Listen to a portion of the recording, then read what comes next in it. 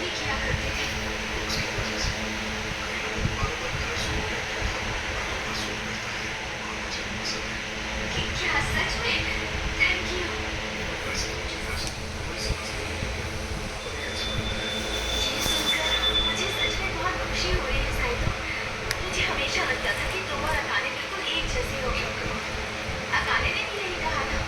इशिकुरा तुम पर ये रहकर बहुत अच्छा लगता है। उसने कहा तुम सब जो इसका मजाक उड़ा रहे हो तुम लोगों को फैशन नहीं समझ रहे। उसके बाद लोगों ने मुझे बुली करना बंद कर दिया। इसलिए मेरी जिंदगी में अकाने की बहुत ही खास जगह है। क्या तुम हिमालय की वजह से अपसेट हो? नहीं, ऐसी कोई बात नहीं है। मैंने हिमालय का ऐसा बर्ताव पहले कभी नहीं देखा। ये पहली बार नहीं है। हिमालय हमेशा से ही भैया के साथ ऐसे ही रहती आई है। भैया और हिमालय का रिश्ता कॉलेज के फर्स्ट ईयर से ही ऐसा है। तुमने कभी ध्यान नहीं दिया था? भैया और हिमालय एक साथ बहुत अच्छे लगते हैं। इस सब के बारे में मुझे तो नहीं पता। मेरे हिसाब से हिमालय तुम्हारे भाई से लाख गुना अच्छी है। क्या तुम नहीं चाहते कि भैया और हिमालय कपल की तरह साथ रहें? नहीं, बिल्कुल नहीं। Akane, thank you. तुम्हारी वजह से मैं साइको से ढेर सारी बातें कर सकी। ये तो अच्छी बात है। उसने मेरे हेयर कलर की तारीफ की। क्या इसका मतलब है वो मुझे पसंद करता है? तुम्हें क्या लगता है? मुझे लगता है कि शायद मुझे पसंद करता है ना? मुझे भी बिल्कुल ऐसा ही लगा। और ये सब तुम्हारी वजह से ही हुआ है अकाने। मैं पीने से स्ट्रॉबेरी टार्ट से आती हूँ। तुम्हारे घर चलकर हम गॉसिप करते हैं। क्या कहती हो? वाओ! वैसे भी हमने काफी टाइम से साथ बात नहीं बताया। ये मेरे घर पर पानी भर गया है इसलिए मैं किसी को ऐसा नहीं बुला सकती। बैठने की थोड़ी जगह तो होगी। बैलेंस को आधा-आधा काट कर फोन की तरह इस्तेमाल कर रहे हैं। झूठ बोल रही हो। तुम नहीं चाहती कि मैं तुम्हारे घर आऊँ। मैं जानती हूँ कि कुछ दिन पहले शीशी तुमसे मिलने तुम्हारे घर आई थी। माफ करना। ऐसा नहीं है कि मैं नहीं चाहती कि तुम मेरे घर पर आओ। वो क्या है ना मेरे घर की हालत कुछ ठीक नहीं है। क्या मैं तुम्हें परेशान कर रही हूँ? अरे ऐसी कोई बात नहीं है। मुझे तो तुम्हारी कंपनी बहुत अच्छी लगती है। सर देखो दादाजी जलवा में पी रही है। माला लाओ दादाजी को। आप इधर आओ। आप अपने नाती को तो पढ़ा रहे हो, समझ सकते हैं आपकी बात को। माता जी जिंदगी मिलना नसीब पर निर्भर है, मौत आना वक्त पर निर्भर है और मौत के बाद भी लोगों के दिलों में याद रखना अपने कर्मों पर निर्भर रखता है।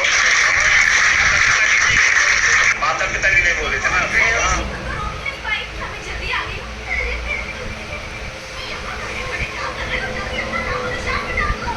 क्या कह रही हो? मैं सब साफ कर दूंगा। तुम बस हमारी को झाड़ लो। हाँ, समझ गई।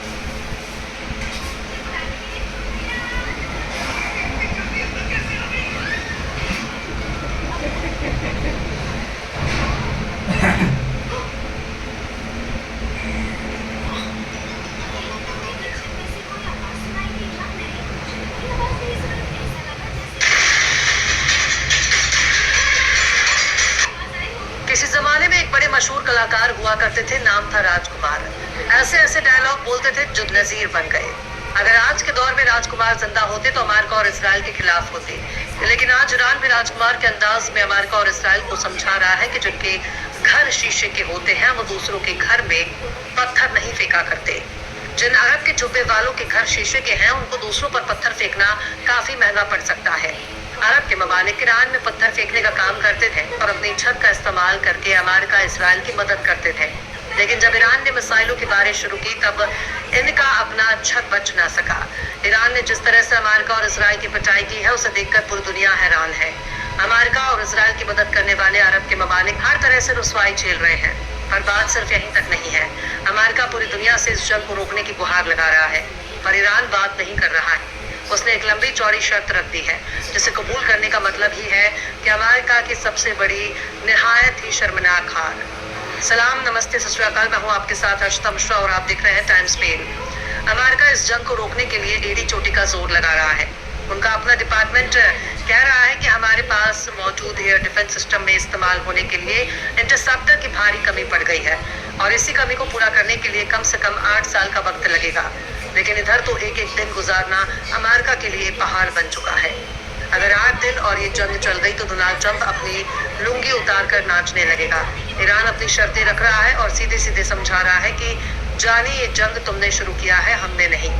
जंग का खात्मा हम तय करेंगे। हम तय करेंगे कि वक्त क्या होगा, हम तय करेंगे कि जमीन कौन सी होगी, और हम तय करेंगे कि जंग रोकने का पैमाना क्या होगा।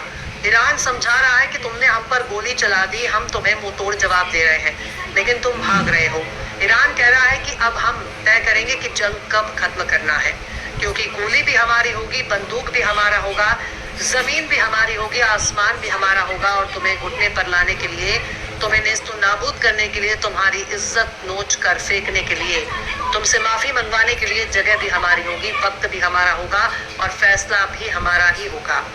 कुल मिलाकर अमेरिका एक ऐसे मोड़ पर पहुंच चुका है जहां से वो निकल कर बाहर नहीं आ सकता। नेतन्याहू ने ट्रंप को छोटी गंगा बोलकर दलदल में धकेल दिया है, जहां सिर्फ आग ही आग नजर आ रही है। नीचे गए तो भी मौत, अगर निकलने की कोशिश करेंगे तो भी डूब जाएंगे, अगर हाथ पैर चलाया तो भी मौत पक्की है। लिहाजा अमेरिका इजराइल दोनों ही ईरान नाम के कीचड़ में फंस चुके हैं, जहां ईरान ने उनको दलदल में गाड़ दिया है।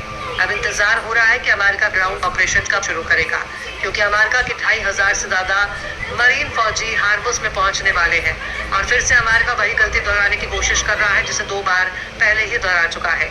अमेरिका एक बार फिर से ताकत के गुमान में चूर है। वो सोच रहा है कि हम कनपटी पर बंदूक रखकर ईरान से अपनी बात मनवा लेंगे, पर उसे जमीनी हकीकत का अंदाजा ही नहीं है। व्हाइट हाउस में बैठकर सिर्फ बकवास करने के अलावा उसके पास कोई काम रह नहीं गया। सुबह से शाम तक सिर्फ बकवास ही करता है, जबकि जमीनी हकीकत कुछ और ही मंजर बयां कर रही है। ईरान ने अमेरिका की तमाम शर्तों को ठोकर मार दी है और अपनी शर्तों को थमा दिया है, और कह दिया है कि देखो मुन्ना, अगर हमारी बात ईरान जंग की वजह से पेट्रोल डीजल को लेकर मची अफरा तफरी के बीच खबर आई है कि रूस 4 महीनों के लिए किसी भी देश को पेट्रोल नहीं बेचेगा। रूस ने 1 अप्रैल से 31 जुलाई तक पेट्रोल निर्यात पर रोक लगाने का फैसला किया है। रूस के उप प्रधानमंत्री अलेक्जेंडर नोवाक ने ऊर्जा मंत्रालय से इस प्रस्ताव को तैयार करने के लिए बोल भी दिया है। रूस के इस ऐलान ने पूरी दुनिया में हड़कंप मचा दिया है, लेकिन इस स्थिति में भी भारत जीतता दिख रहा है। ये कैसे होगा वो आपको आगे बताएंगे। रूस ने कहा है कि हम ऐसा फैसला इसलिए ले रहे हैं ताकि हमारे देश में सप्लाई बनी रहे और कीमतें भी नियंत्रित रहें। लेकिन जैसे ही रूस ने पेट्रोल बैन का ऐलान किया तो हमेशा की तरह भारत में कांग्रेस पार्टी और 150 रुपए में ट्वीट करने वाले मोदी विरोधी मन ही मन खुश होने लगे कि अब पीएम मोदी भी फंस जाएंगे और भारत भी फंस जाएगा। लेकिन हुआ इसका बिल्कुल उल्टा। आपको बता दें कि रूस के इस फैसले का सबसे ज्यादा असर चीन, तुर्की, ब्राजील, अफ्रीका और सिंगापुर को पड़ेगा, मगर भारत को इससे ज्यादा फर्क नहीं पड़ने वाला। ऐसा क्यों कहा जा रहा है वो अब आपको बताते हैं। दरअसल भारत पर असर इसलिए कम पड़ेगा क्योंकि भारत रूस से पेट्रोल नहीं बल्कि कच्चा तेल खरीदता है। ध्यान दीजिए, रूस ने पेट्रोल निर्यात पर बैन लगाया है। एक्सपर्ट्स का कहना है कि भारत सीधे तौर पर पेट्रोल जैसे तैयार ईंधन पर ज्यादा निर्भर नहीं है। भारत कच्चे तेल यानी क्रूड ऑयल पर निर्भर है। जानकारी के लिए बता दें कि क्रूड ऑयल को रिफाइन करके ही पेट्रोल और डीजल बनाया जाता है। भारत अपनी जरूरत का करीब 80% कच्चा तेल आयात करता है, जिसमें से लगभग 20% रूस से आता है। भारत बहुत ही कम मात्रा में पेट्रोल या दूसरे अन्य तैयार प्रोडक्ट्स खरीदता है। इसके बजाय भारत अपने ही देश में बड़ी बड़ी रिफाइन